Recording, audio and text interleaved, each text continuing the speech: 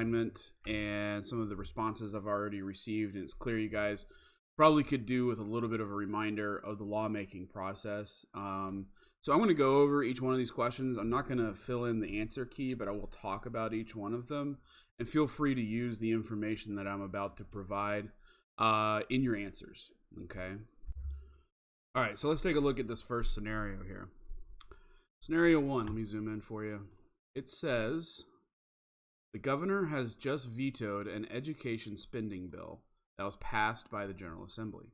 The General Assembly really wants the bill to become law, despite the governor's opposition. What would be the next steps for the General Assembly to override the governor's veto? Answer in the box using at least two complete sentences. Now, to override a veto, both chambers of the General Assembly, Chamber 1 and Chamber 2, the House and the Senate, or the Senate and the House, they must both independently vote with a 2/3 majority, so 66%, in favor of the law.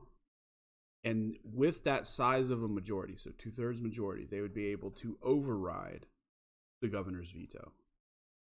This would enable them to basically say to the governor, listen, we understand you are opposing this, but this needs to become law regardless. Right? All right, let's take a look at scenario 2. The House of Representatives has voted on and passed a transportation spending bill. Once the bill was received by the Senate's Standing Committee on Transportation, they made some changes, which they are able to do. So what we're saying at this point is the bill has already been passed by both Committee 1 and Chamber 1. So the House of Standing Committee on Transportation in the House and the whole House of Representatives. Then it moves on to Committee 2 and Chamber 2, which in this case is the Senate. Once the Senate got it, they decided to change the bill. So it goes on and says, the altered form of the bill was then passed by the whole Senate. So now the committees made some changes. They passed it along to the entire Senate, and the Senate said, yeah, we're good with it. But now we've got two different versions of the same bill. So the question is, what are the next steps that need to be taken in order for the bill to become law? So let's take a look at how a bill becomes a law process. All right, so here's our simple version of how a bill becomes a law. And so the House of Representatives, in the case of this transportation bill, that's Committee 1 and Chamber 1. And then over here, Committee 2 and Chamber 2, that's going to be the Senate. So the House has passed one version of that transportation spending bill. But right here at Committee 2, they decided to change it. So now it's a different bill. It is not the same bill that was passed by the committee, by the House of Representatives. They then took that now different bill and they passed it on to Chamber 2, where Chamber 2 was like, yeah, we're good with a different bill.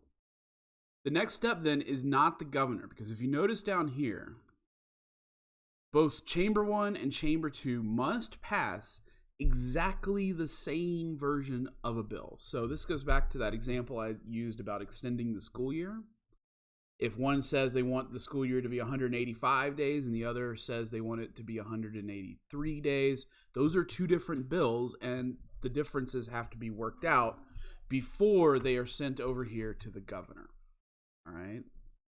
So now that Chamber 2 has voted on it and approved this different version of the bill, it goes all the way back over here to Chamber 1. Could also go back to Committee 1. That's up to the leadership in that particular chamber.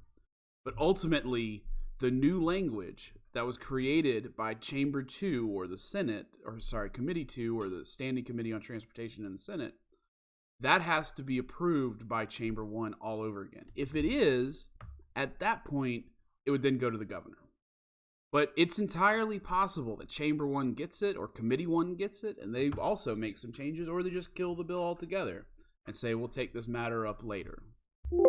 Now, usually when there's two different versions of a bill that need to be worked out, the next step is actually something called a conference committee.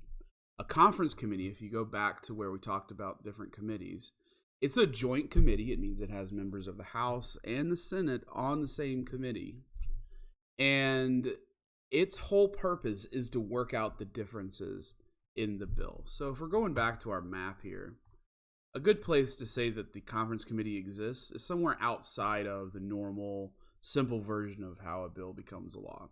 So Chamber 2's different version of the same bill, they probably just go over to the leadership in the House of Representatives and they say to them, hey, we've passed a different version of the bill. Let's make this become a law. Let's create a conference committee and work out our differences. And it's a pretty simple thing. Once the conference committee comes up with a alternative version of the bill, then both chambers would vote on it again. And at that point, it would go to the governor. The important thing to remember here is two things. Number one, the same language, exactly the same, has to be voted on and approved by both chambers. And two, the mechanism we have in order to create a compromised version of the bill, a bill that both Chamber 1 and Chamber 2 would be happy with, that's called a conference committee. All right, next scenario. Scenario 3. Georgia citizen has an idea for a law requiring students to pass all final exams with a score of 85% in order to be promoted to the next grade. She sends it to Governor Kemp, who's currently the governor, and he really likes the idea. What can Governor Kemp do to get this law considered by the General Assembly? So the answer to this question takes us back to our notes. Here it says, right here, it says, Governor chooses floor leaders in House and Senate to introduce the bills he wants to see passed into law. So basically, he would take this citizen's idea and he would give it to his floor leaders in both the House and the Senate, and he would say, hey, I need you to put this up for a vote. All right, but ultimately, the governor can only request that. He can't order the legislative branch to consider any piece of legislation, because if you think back to our checks and balances and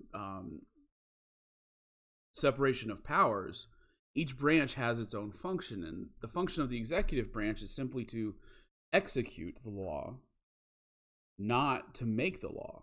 So the legislative branch makes the law, the executive branch executes the law, and the judicial branch interprets the law. Okay? But ultimately, the governor can, in a kind of roundabout way, get the legislative branch to consider bills that he would like to see passed into law. All right, next up, scenario 4. Using the simple version of how a bill becomes a law, please list all the places a bill can be killed before it becomes law. All right, so let's take a look at the simple version of how a bill becomes a law to try to find all the different places where a bill can be killed. At any point along this line, a bill can be killed. At any point where the leadership in any of these boxes decides that they don't like a bill, it can be killed. All right, so a lot of you, or some of you who've already turned this assignment in, you just basically put this stuff down here. A bill's progress to becoming a law can be stopped at any point along this path. So EG means example given. The leader in Chamber 2 could decide she doesn't like the bill and kill it. Or the Committee 1 chairman could decide he doesn't like the bill and kill it.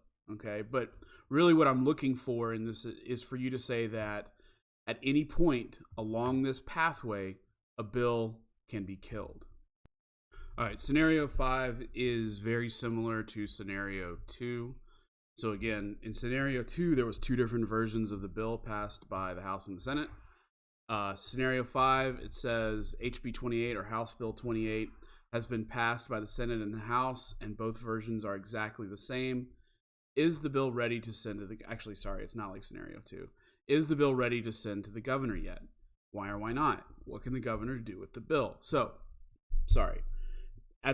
Both the House and the Senate have passed the same version of the bill. So if we go back to how our simple version of how a bill becomes a law, that means this process right here in green, it is complete.